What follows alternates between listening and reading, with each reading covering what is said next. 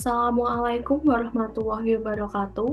Perkenalkan, saya Nadia Tasya Ayu Lutfiana, jurusan Teknik Industri.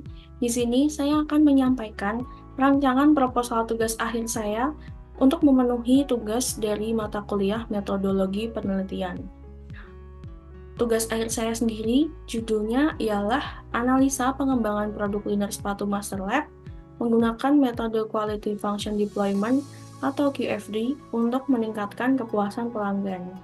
Sebelum saya memulai presentasi saya mohon maaf apabila presentasi yang saya lakukan masih belum sesuai dengan ketentuan, dikarenakan menyesuaikan tempat dan properti yang ada. Baik, selanjutnya di sini tercantum outline yang akan saya bahas dalam presentasi pada kali ini, di mana terdapat 9 poin. Nah, untuk poin yang pertama yaitu terkait latar belakang. Di sini saya akan menyampaikan mengapa saya mengangkat judul terkait pengembangan produk cleaner sepatu Master Lab pada metode QFD untuk meningkatkan kepuasan dari konsumen. Nah, untuk yang pertama yaitu ada parameter sepatu. Seperti yang kita ketahui bahwa sepatu merupakan suatu alas yang digunakan dengan tujuan sebagai pelindung kaki manusia. Sepatu sendiri sudah menjadi kebutuhan penting untuk penggunaan dalam sehari-hari, di mana dalam penggunaannya pasti sepatu akan kotor. Nah, dengan adanya kondisi tersebut diharapkan pemakai dapat merawat sepatu dengan baik dikarenakan untuk meningkatkan kepercayaan diri dari si pemakai juga. Namun, dalam kondisi sekarang, perawatan sepatu jarang dilakukan dikarenakan membutuhkan waktu yang sangat lama seperti mencuci, mengeringkan, dan lain sebagainya.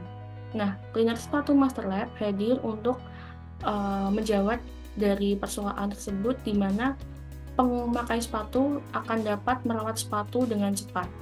Nah, cleaner sepatu Master Lab ini diproduksi di daerah Serang, Banten, di mana produk ini sudah beredar di e-commerce sejak bulan Februari 2024. Namun produk ini masih memerlukan atensi dari pelanggan, dan dengan adanya hal tersebut, pelaku usaha Master Lab ingin mengembangkan produknya sesuai dengan apa yang diinginkan oleh konsumen.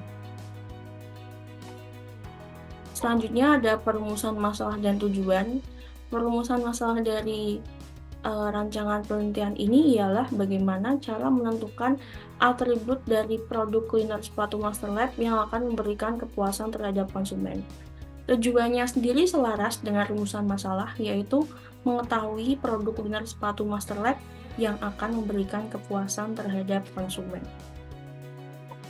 Pembatasan masalah dari penelitian ini ialah yang pertama, peneliti akan melakukan survei kepada 15 konsumen yang pernah menggunakan produk liner sepatu Master Lab sesuai dengan karakteristik yang dibutuhkan dari peneliti. Kemudian, batasan masalah selanjutnya ialah penelitian dilakukan hanya untuk menentukan atribut produk liner sepatu Master Lab guna memenuhi kepuasan pelanggan.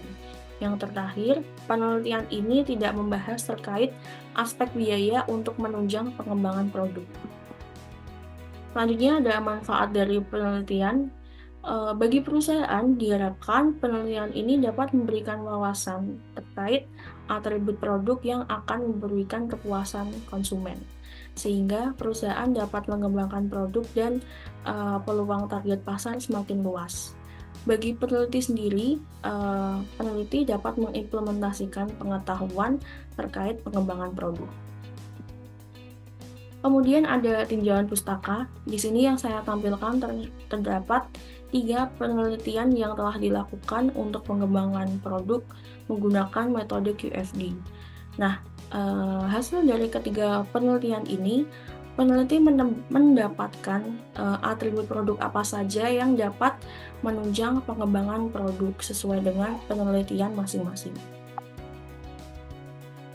Baik, selanjutnya adalah landasan teori, di mana yang pertama yaitu terkait kualitas produk. Kualitas produk berperan penting pada kepuasan pelanggan, profitabilitas, dan retensi pelanggan. Nah, dimensi dari kualitas produk ini terdiri dari yang pertama ada kinerja, yaitu bagaimana karakteristik dari operasionalnya. Kemudian yang kedua ada pelayanan, di mana pandangan terkait pelayanan yang terjadi pada produk tersebut.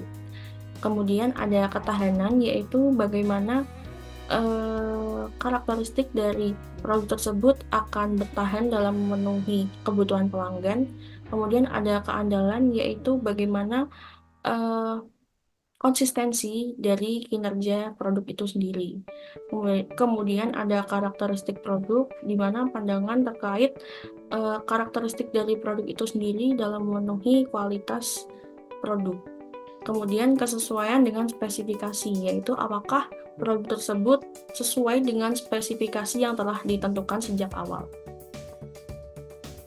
Selanjutnya yaitu kepuasan pelanggan. Kepuasan pelanggan berkaitan dengan kebutuhan konsumen, di mana kepuasan pelanggan pasti akan berbeda-beda sesuai dengan kebutuhan dari pelanggan itu sendiri. Nah, untuk mengukur dari kepuasan pelanggan terdapat beberapa indikator, yaitu yang pertama ada kesesuaian harapan, di mana apakah produk yang ditampilkan ini sesuai atau tidak dengan kebutuhan dan harapan dari pelanggan itu sendiri. Kemudian minat berkunjung kembali, apakah produk tersebut penggunaannya sesuai dengan kebutuhan pelanggan dan membuat pelanggan akan membeli kembali atau melakukan retensi seperti itu. Kemudian yang ketiga ialah kesediaan merekomendasikan, yaitu terkait apabila produk tersebut sesuai dengan pelanggan, maka biasanya pelanggan akan melakukan rekomendasi kepada orang-orang di sekitarnya. Selanjutnya yaitu Quality Function Deployment atau QFD, di mana QFD ini merupakan suatu metodologi yang digunakan untuk menerjemahkan keinginan dan kebutuhan pelanggan ke rancangan suatu produk yang mempunyai persyaratan teknis dan juga karakteristik kualitas. Tahapan QFD sendiri terdapat 3, yaitu pengumpulan voice of customer, biasanya dilakukan wawancara atau penyebaran kuesioner untuk mengetahui apa saja yang dibutuhkan oleh customer.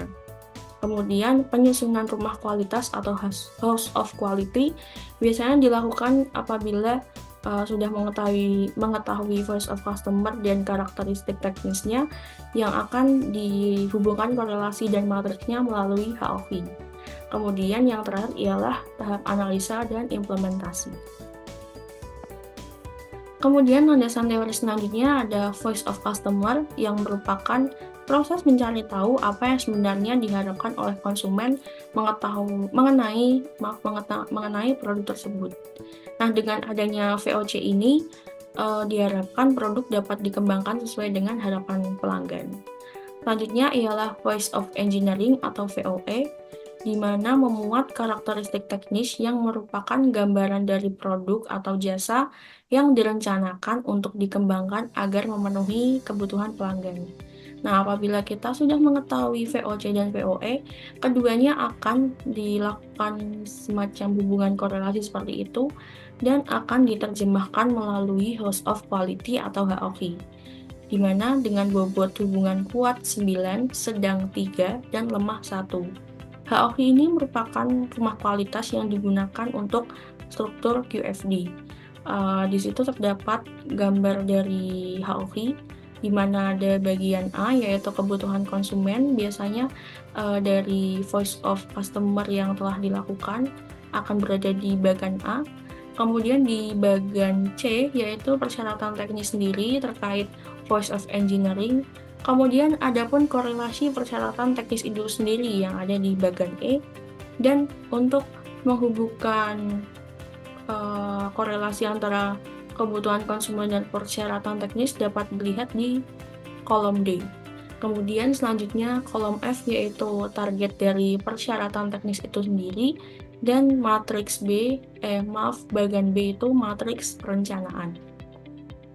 Baik, selanjutnya terkait hipotesis dan kerangka teoritis, di mana hipotesis sendiri pelaku usaha tengah mencari cara untuk meningkatkan kualitas agar kepuasan pelanggan terpenuhi. Nah, hipotesisnya ialah diharapkan metode QFD dapat membantu memberikan solusi kepada pelaku usaha master lab. Untuk kerangka teoritisnya dapat kita lihat untuk objek penelitian yaitu produk cleaner sepatu Master Lab. Selanjutnya, kendala yang tengah dialami ialah produk tersebut belum memenuhi kepuasan pelanggan. Nah, dengan adanya penelitian, diharapkan tujuannya itu melakukan pengembangan produk untuk memenuhi kepuasan pelanggan.